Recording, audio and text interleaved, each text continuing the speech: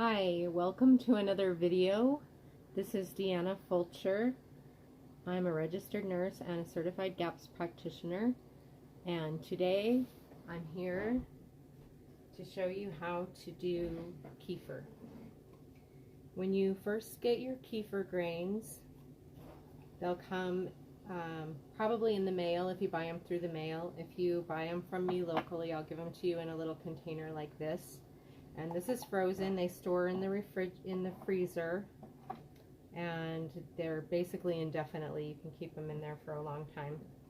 When you get your grains, you'll need to thaw them out, strain off the small amount of milk that's in there, and just discard that milk. And then you're going to put it in fresh milk, and the procedure will be just like you're going to see here. Whoops. Let me set that down for a minute. Okay, so this is my kefir that's ready to strain, and I have this little top that I made, but you can also just use like a paper towel or a coffee filter or something, and just a rubber band on the top. It just needs to be covered so that you don't get anything that's floating through the air landing in here, especially if you have pets and you have, maybe dog hair or something floating around.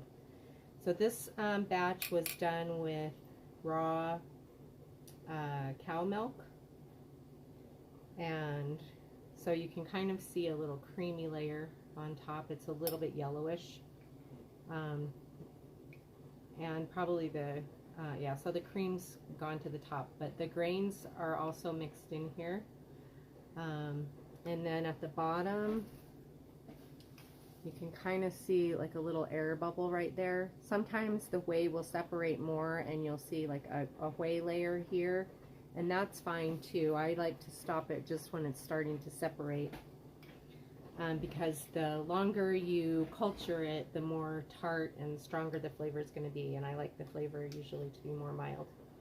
So what you do first is you want to stir it to kind of mix it all together and get it easier to strain. If you just leave it clumpy lumpy like that, it's kind of hard to strain it. So I stir it first just to kind of liquefy it a little bit, and then just pour it through the strainer. And I like to just store it in a bottle, a previously used water bottle, and it fits in my fridge door easier that way for storage, and then I just pour it out as I need to use it. So I usually fill my strainer and then either tap it to help it go through faster or stir it. They both work.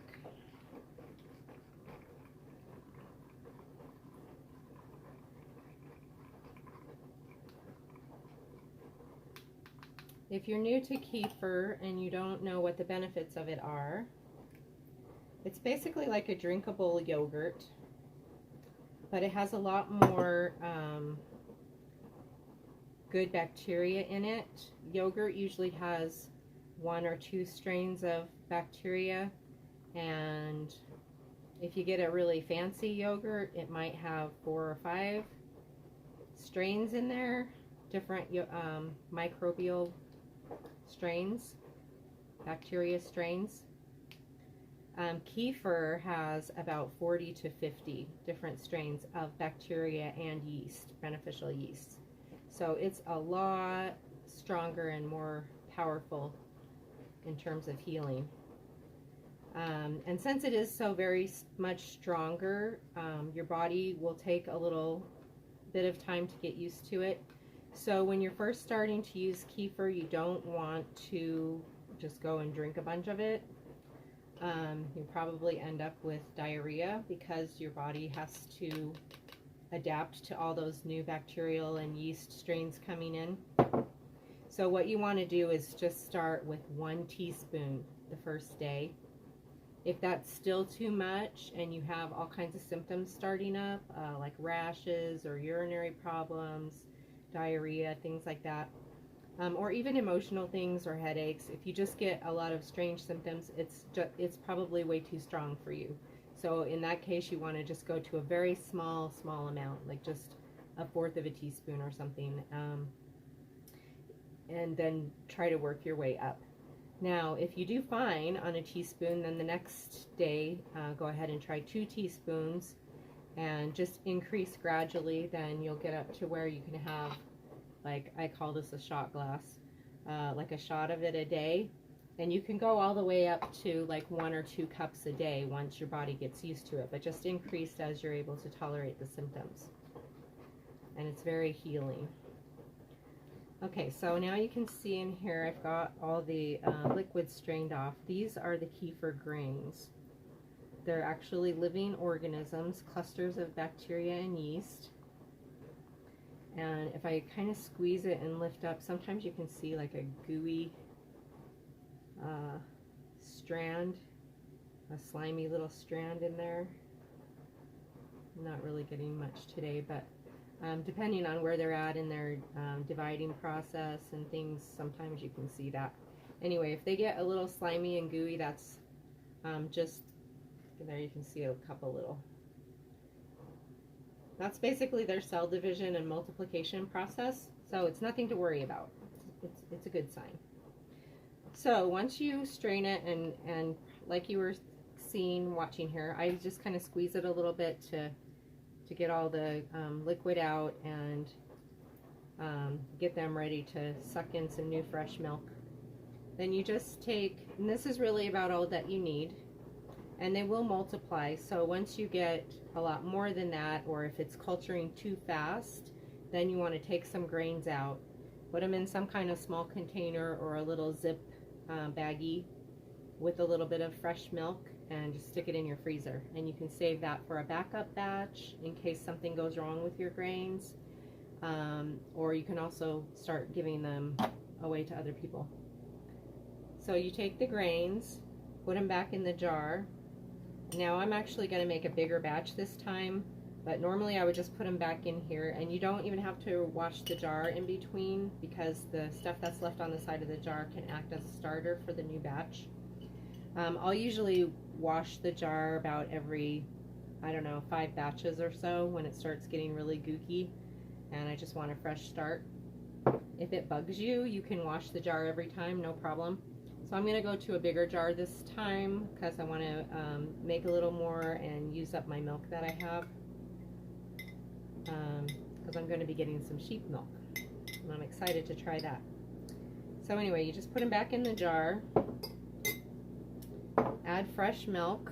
Of course, organic milk is the best, and whole milk is definitely the best for you, and it makes the best kefir, because the more fat you have in the milk, the thicker and creamier your kefir will turn out. So, as you can see, this is organic vitamin D milk.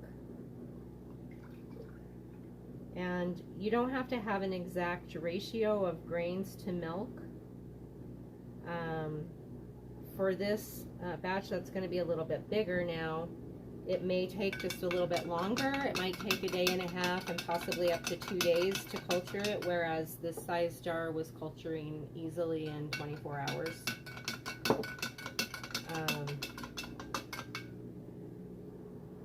So you just stir it to get the grains, I don't know, just kind of get it all mixed together there. And then you put the top back on. And I'm not sure if this top is going to fit this jar. I guess it will.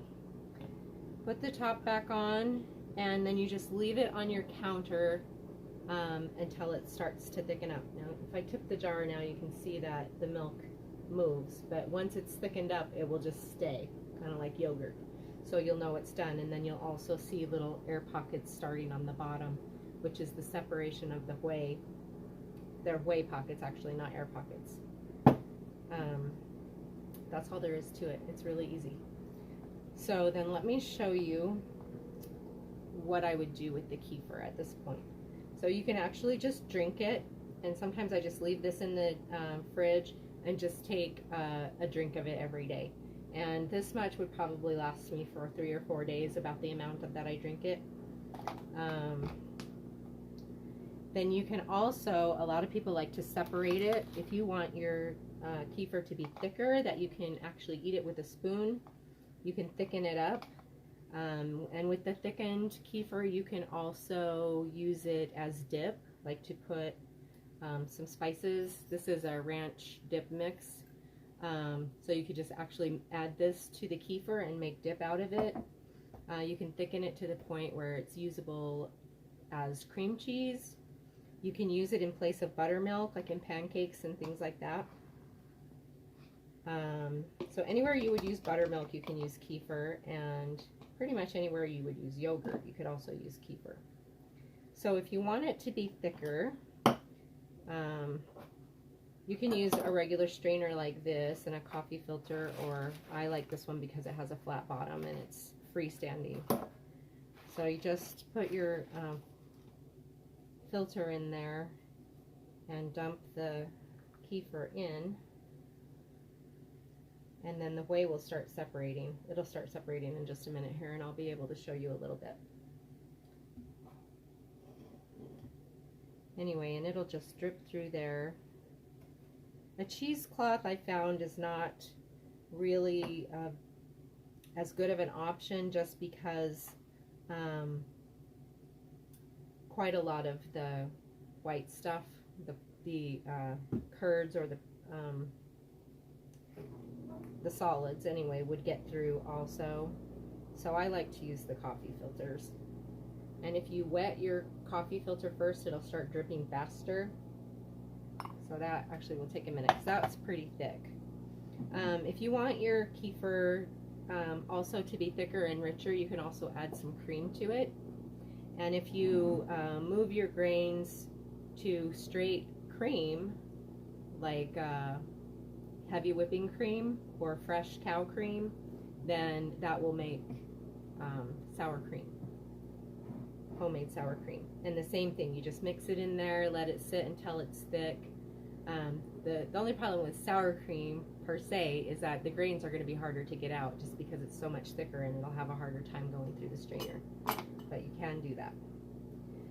What you can also do to make sour cream is just take, rather than the grains themselves, you could just take a couple, probably about 4 tablespoons of the prepared kefir and mix it into cream, and just cover it and let it sit on your counter for 24 hours, and that will culture it into sour cream just from the starter that's already in your kefir, rather than using the grains, and then you don't have to worry about separating the grains back out.